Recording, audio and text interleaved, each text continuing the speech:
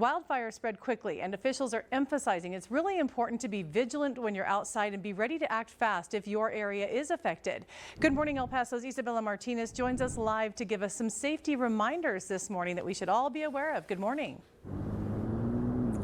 Good morning, Hillary. Well, with the dry conditions and the strong winds we are seeing in our borderland region, officials say brushy areas like this one remain at high risk for those wildfires. Now, the high risk, the high alert remains in effect through September, and preparedness is crucial.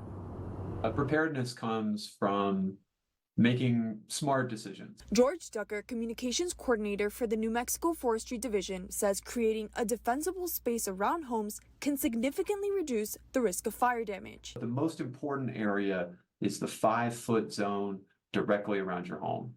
You want to make sure that there's nothing in this area, nothing flammable. He says to make sure to clean up any tree limbs, shrubs, or leaves left over from the winter and spring. You need to check your gutters and your window panes, even above your door frames, and your eaves and your air vents. In the case of a wildfire in your area, Ducker says you should be prepared to ready, set, go.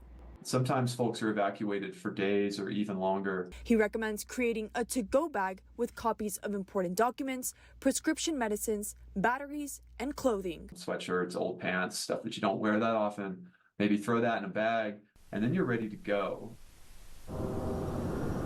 Now, when officials issue that evacuation notice, it is important to leave as quickly and safely as possible. For more resources, including how to safeguard your farm and your ranch, you can head to kvia.com. For now, reporting live from Sunland Park with our New Mexico Mobile Newsroom, Isabella Martinez, ABC 7.